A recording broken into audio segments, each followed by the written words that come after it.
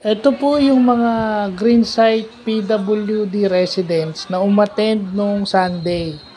So ito po yung mga pangalan. So gagawan ko na po ito ng formal document at kung meron pong bagong dagdag at update sa mga ito ibibigay po natin kay President Antonio Tababa ng Green Site Subdivision ng Molino 2. Kasi meron dito walang apelido baka kamadali.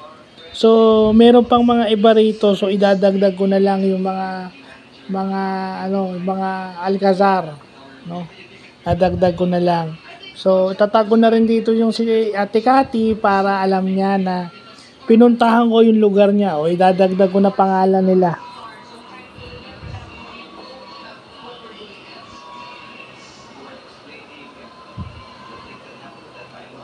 War.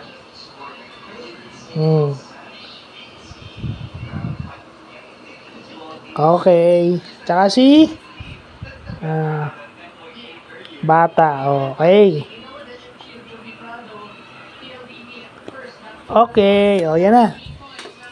So, yan, mga taga green site po. Ayan. Guys, ano ko na yan. Gagawan ko na ng list yan. Papadala ko na kay SecG para magawa ng formal document. So, sa mga taga green site po, lalo na kay Sir Antonio Tababa, ito po yung walang apelido. Yung Maria lang, sana po maayos natin. So, yun lang po.